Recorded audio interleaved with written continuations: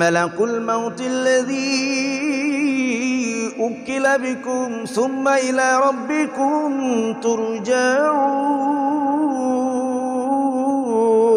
আল্লাহু আকবার। আল্লাহ লাগ দিয়ে বলেন, নবীজি দুনিয়ার মানুষদেরকে জানায় দেন, আমি আল্লাহ রাব্বুল আলামিন মৌতের জন্য নিযুক্ত করেছি মৌতের ফেরেশতা জান হরণ করার জন্য, যার নাম হলো মালাকুল মাউত আজরাইল। মালাকুল মাউত আজরাইল আসবে, ভেতর থেকে রূহ নিয়ে চলে যাবে। আবার আমি আল্লাহর কাছে তোমাদের ধরা দিতে হবে। এই দুনিয়ার মায়া ত্যাগ করে, দুনিয়ার সমস্ত মায়া ত্যাগ করি আমি আল্লাহর কাছে তোমাদের আসতে হবে। দুনিয়ার মধ্যে আমি আল্লাহ পাঠাইছি ক্ষণিকের সময়ের জন্য বান্দারে রক্ষা করাও। এই দুনিয়াতে তুমি হায়াত পেয়েছো 80 বছর, এই হায়াতটা আমি আল্লাহ দান করলাম পরীক্ষার জন্য। এই দুনিয়ার হায়াত পেয়ে ক্ষমতা পাইছো, সম্পদ অর্জন করছো, বিল্ডিং বাড়ি বানাইছো, দুনিয়ার ভোগ বিলাস আরামাইশ পাইয়া তুমি বান্দা আমি আল্লাহকে ডাকো নাকি শয়তানের ওয়াসওয়াসায় পড়ে জীবন বরবাদ করো? এ বান্দা, দুনিয়ার মধ্যে আমি আল্লাহ হায়াত দিলাম, আমি আল্লাহর ইবাদতের জন্য। বান্দা আমার ইবাদত করো নাকি সুদখোর হয়ে নিজের জীবন যাপন করো? এই দুনিয়ার মধ্যে নাফরমান হয়ে জীবন যাপন করো? আমি আল্লাহ রাব্বুল আলামিন পরীক্ষার জন্য হায়াত দিলাম।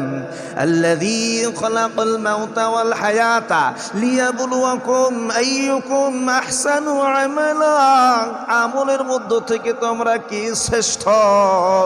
দুনিয়ার হায়াত পেয়ে যারা আমল করবা, দুনিয়ার হায়াত পেয়ে যারা আমি আল্লাহকে ডাকবা, নাকি দুনিয়ার ভোগ বিলাসে লিপ্ত হয়ে ক্ষমতার বাহাদুরি দেখাও? এই দুনিয়ার মধ্যে সম্পদ পাইয়া, ক্ষমতা পাইয়া ক্ষমতার জোর দেখাও। দুনিয়ার মধ্যে তোমার ক্ষমতা আছে, এ বন্ধু, পুলিশ আছে, প্রশাসন আছে, র্যাব আছে, বন্দুকের গুলি আছে, মৌতের ফেরেশতা আজরাইল যখন রূহ নেওয়ার জন্য হাজির হয়ে যাবে, ওই ক্ষমতার বাহাদুরি কাজ করবে না। কথা বলেন ঠিক না বেঠিক? দুনিয়ার হায়াত পেয়ে বান্দা দাম্ভিকতার সহিত জীবন যাপন করো। এই দুনিয়ার মধ্যে ক্ষমতা পাইয়া মানুষ মাজলুমের উপরে জুলুম করো, আলেমদের উপরে জুলুম করো, আলেমদের সঙ্গে বেয়াদবি করো।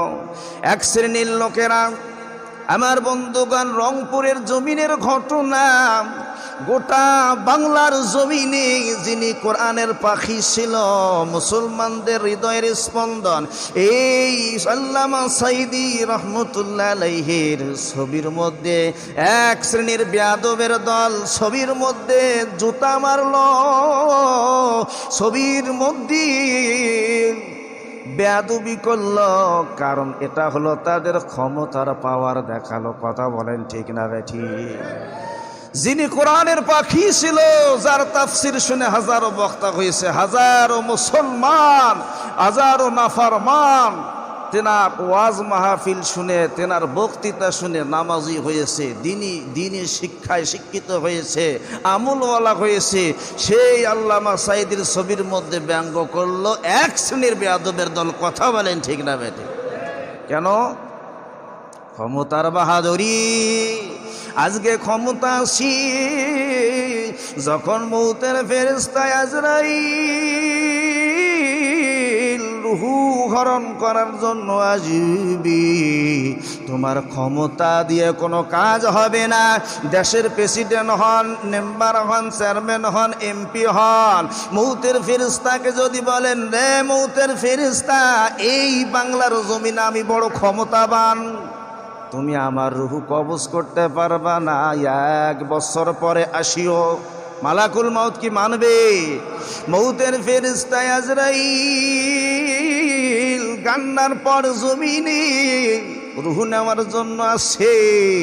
আপনি যদি বলেন এই কান্নার পর জমিনে সবচেয়ে আমি জমিদার লোক, আমার অনেকগুলি জমি আছে, আমার অনেক টাকা আছে, তোমারে আমি 10 লক্ষ টাকা ঘুষ দিলাম, 1 বছর পর মৌতের ফেরেশতা দেখা করিও, মানবে? আইনামা তাকুনু ইউদরিকুমুল মাউত, মৃত্যুর পরোয়ানা যখন আসবে, মৌতের ফেরেশতা আজরাইল যখন হাজির হয়ে যাবে, একটা সেকেন্ড এদিক ওদিক হবে না। আমার বন্ধুগণ, তাই এই দুনিয়ার মায়া ত্যাগ করে মৌতের ফেরেশতা আজরাইলের কাছে ধরা দিতে হবে। আজরাইল বলে, আমি এমন আজরাইল, এমন ফেরেশতা, পৃথিবীর মধ্যে এমপি হোক, মন্ত্রী হোক, দেশের প্রেসিডেন্ট হোক, জারি যান কবজ করতে যাই অনুমতি লাগে না, অনুমতির প্রয়োজন হয় না। এই দুনিয়ায় আজকে পরিবার আছে, সম্পদ আছে, বাড়ি আছে, গাড়ি আছে, কিন্তু নির্দিষ্ট সময় যখন এসে যাবে, নির্দিষ্ট সময় যখন এসে যাবে, দুনিয়ার হায়াত যখন শেষ হয়ে যাবে, মৌতের ফেরেশতা আজরাইল সামনে দণ্ডায়মান হয়ে যাবে। ওয়ালিকুল্লি উম্মাতিন আজাল, ফাইজা জাআ আজালুহুম লা ইস্তাখিরুনা সাআতান ওয়া লাম ইস্তাকদিমুন। প্রত্যেকটা জাতির একটা নির্দিষ্ট সময় আছে, এই নির্দিষ্ট সময় যখন এসে যাবে, মৌতের ফেরেশতা আজরাইল 1 সেকেন্ড দেরি করবি না, ভেতর থেকে রুহুটা টান মেরে বাহির করে নিয়ে যাবে। আমার বন্ধু, এই যে দেহা, এই দেহাটার মধ্যে রুহুটা বড় দামি জিনিস, কারণ এই রুহু যতক্ষণ আপনার দেহার মধ্যে আছে, আপনার দাম আছে। রুহু আছে, আপনার দাম আছে। রুহু আছে, আপনার স্ত্রী আপনাকে স্বামী বলে। রুহু আছে, আপনার সন্তান আপনাকে বাবা বলে ডাকি। যখন রুহু চলে যাবি আর সন্তান বাবা বলে ডাকবে না। বন্ধুগণ আমার, আল্লাহর নবীকে আল্লাহ রাব্বুল আলামিন জানাইলেন, ইয়াসআলুনাকা আনির রূহ কুলির রূহু মিন আমরি রাব্বি। ও নবী, আপনাকে রুহু সম্পর্কে মানুষ প্রশ্ন করলে আপনি জানাইয়া দেন, রুহু একটা হুকুমের নাম, দেখা যায় না, ধরা যায় না, কিন্তু মানুষের মধ্যে আছে। রুহুটা দেখাও যায় না, ধরাও যায় না, কিন্তু মানুষের মধ্যে, দেহার মধ্যে আছে। এই রুহু যতক্ষণ আসি ততক্ষণ দাম আছে। যখন এই রুহু বাহির হয়ে যাবে, 4 পয়সার মূল্য আপনার এই দেহার থাকবে না। কথা ঠিক না বেঠি? বন্ধুগণ আমার, সাদের স্ত্রী, আত্মীয় স্বজন কান্না করবি, বিলাপ করে কান্না করবে। কান্না করতে করতে চোখ দিয়ে পানি জমিন ভিজায়া দিবি। কান্না যতই করুক, যখন আপনার দেহ থেকে রুহু চলে যাবি, 4 পয়সার মূল্য নাই। এই মৃত দেহটা একদিনের উপর 2 দিন দুনিয়ার জমিনে রাখা যাবে না, কারণ পচনি বাহির হবে, গন্ধ বাহির হবে।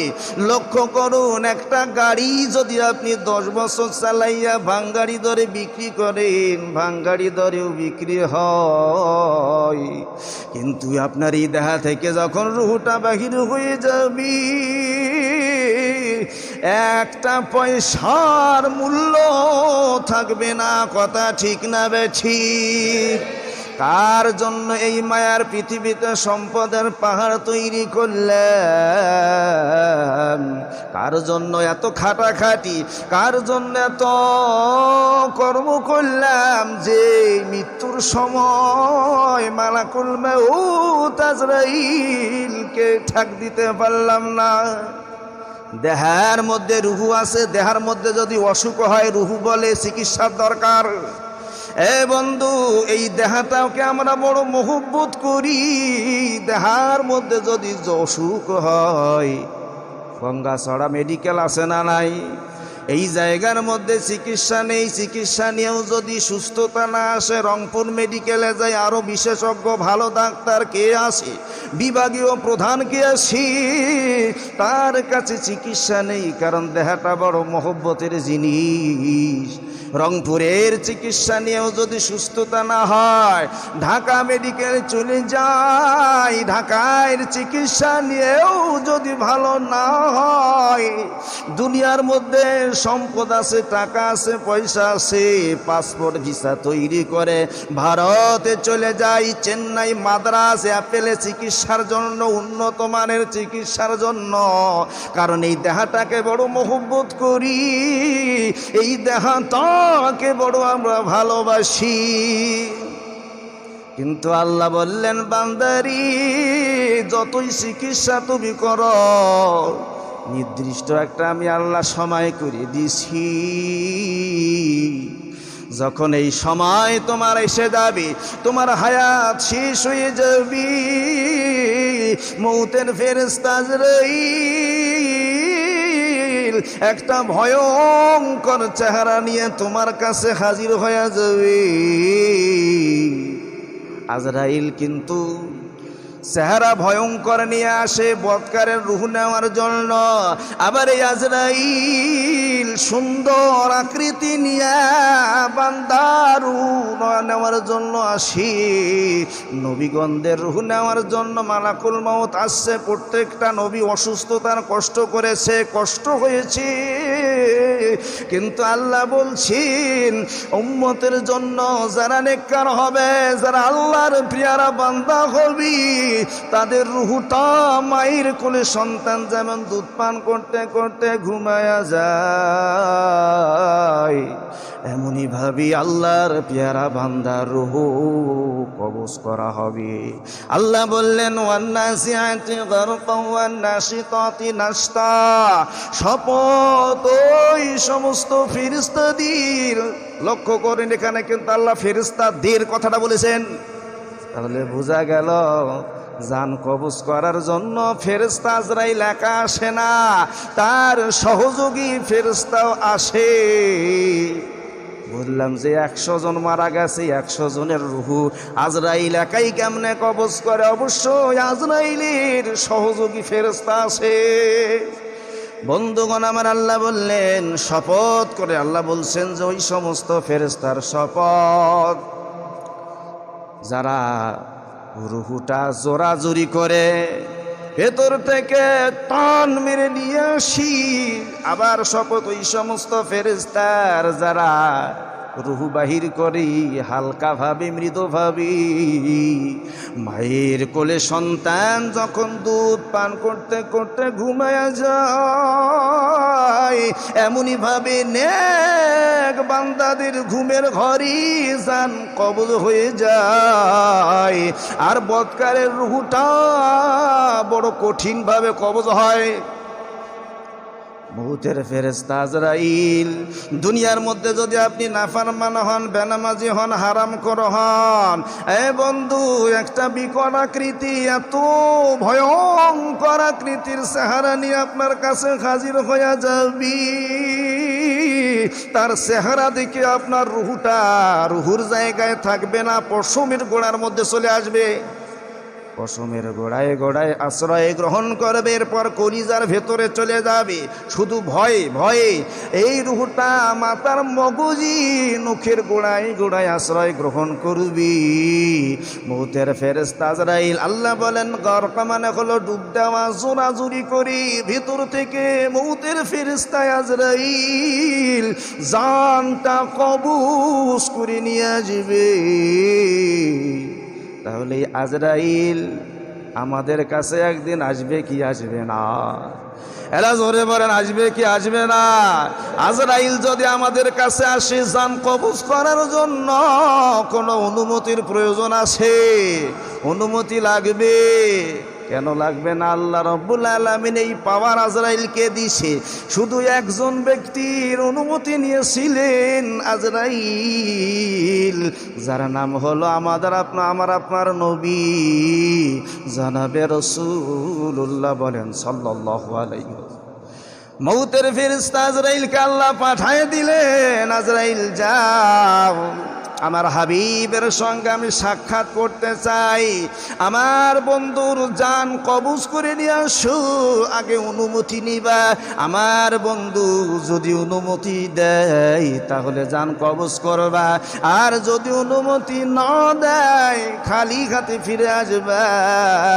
মৌতের ফেরেশতা আজরাইল মায়ার নবীর কাছে যাইয়া সালাম দিলেন, আসসালাতু আসসালামু আলাইকা ইয়া রাসূলুল্লাহ, আল্লাহ আমারে পাঠাইছে ও নবী আপনার জান কবজ করার জন্য, যদি আপনি অনুমতি দেন জান কবজ করব, আর অনুমতি যদি না দেন খালি হাতে ফিরে যাব। মায়ার নবীর চোখে পানি। আল্লাহর নবী ডাক দিয়ে বলে, আইনা আখি জিবরাইল, আজরাইল আমার ভাই জিবরাইল কোথায়? আমি আমার ভাই জিবরাইলের মাধ্যমে আমার আল্লাহর সঙ্গে একটু কথা বলতে চাই। জিবরাইল কোথায় আছে?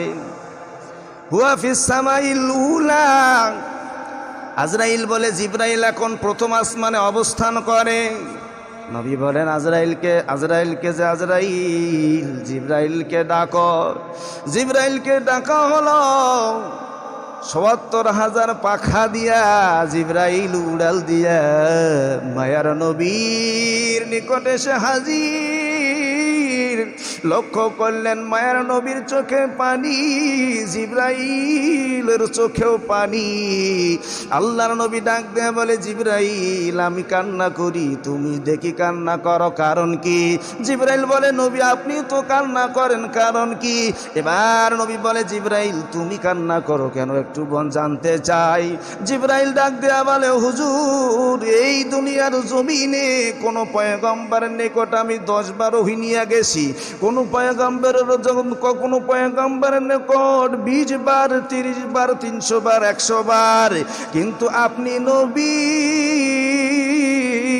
আপনি মায়ার নবীর কাছে আমি 24,000 বার ওহী নিয়ে আসি। কোন সুবহানাল্লাহ। বন্ধুগণ আমার, জিবরাইল ডাক দিয়ে বলে, হুজুর মালাকুল মাউত আজরাইল আপনার শিহরে বসা আছে আপনার মাথার কাছে, আপনি অনুমতি দিলে জান কবজ হয়ে যাবে, আর আপনার জান যখন কবজ হয়ে যাবে আপনার সঙ্গে আমার আর দেখা হবে না। রহমাতাল লিল আলামিনের সাক্ষাৎ থেকে আমি জিবরাইল বঞ্চিত হয়ে যাব, এই জন্য আমি জিবরাইল কান্না করি। কিন্তু নবী এবার বলুন আপনি কান্না করতেছেন কেন? মায়ার নবী ডাক দিয়ে বলে, জিবরাইল রে, আমি যদি এই দুনিয়ার জমিনে ইন্তেকাল করি, আমার রূহ আজরাইল নিয়ে যায়, আমার উম্মতেরা ইতিম হয়ে যাবে, এই জন্য আমি আল্লাহর কাছে জানতে চাই আমার উম্মতের জিম্মাদারি, আমার উম্মতের খবরদারি কে করবে? এবার জিবরাইল আল্লাহ রাব্বুল আলামিনের নিকট যাইয়া ডেকে বলে, রব্বুল আলামিন আপনার হাবিব বলছে যে আমি নবী যদি ইন্তেকাল করি আমার উম্মতের খবরদারি কি করবে? আমার আল্লাহ ডাক দেয়া বলে, জিবরাইল আমার বন্ধুকে জানায়া দাও, আমি আল্লাহ কথা দিলাম আমার বন্ধুর ইন্তেকালের পর বন্ধুর সমস্ত ইতিম উম্মতের খবরদারি আমি আল্লাহ রাব্বুল আলামিন নিজ জিম্মায় নিয়ে নিলাম। এবার মায়ের নবীর কাছে যখন জিবরাইল এসে বললেন, ইয়া রাসূলুল্লাহ, আল্লাহ আপনার সমস্ত উম্মতের জন্য খবরদারির দায়িত্ব নিয়েছে। নবীর মুখে হাসি। এবার আজরাইলকে ডেকে বললেন, আজরাইল এখন তুমি আমার জান কবজ করতে পারো, কোনো সমস্যা নাই। এবার আজরাইল নবীর বুকের মধ্যে যখন আজরাইলের হাতটা রেখে দিছি, নবী ডাক দিয়ে বলে, আজরাইল রে তুমি কি আমার বুকে হাত রেখেছ নাকি গোটা পৃথিবীর সমস্ত পাহাড়গুলো আমার মুখের মধ্যে রেখে দিছ? আজরাইল, আমি যেমন কষ্ট পাইলাম আমার উম্মতের যেন এমন কষ্ট না হয়। আমি আমার বন্ধুর সঙ্গে সাক্ষাতের জন্য রওনা হয়ে গেলাম। কোন সুবহানাল্লাহ। তাহলে বোঝা গেল মৃত্যুর এক প্রকারের যন্ত্রণা আছে। আপনি যদি মুমিন হন, মুমিনেরও একটা যন্ত্রণা আছে, আরামদায়ক যন্ত্রণা। আর যদি বৎকার হন, এমন যন্ত্রণা হবে। একটা যদি ছাগলকে জবাই না করি, পা থেকে মাথা পর্যন্ত চামড়াগুলো ছেলা হয়, এমনই ভাবি এমন কষ্ট দিয়া মালাকুল মাউত আজরাইল জানটা কবজ করে নিয়ে যাবে। মৌতের ফেরেশতা কোনো ঘুষ গ্রহণ করবে না। সম্পদের মালিক আপনি যদি বলেন তোমারে 10 লাখ টাকা ঘুষ দিলাম, মালাকুল মাউত জান কবজ করিও না, চলে যাও, মানবে? আরো জলে বলেন মারবে। বন্ধুগণ আমার, এই জন্য দুনিয়ার মধ্যে কি করছি, কোন পথে চলছি, কোন খাবার খাচ্ছি, অবশ্যই হিসাব রাখতে হবে।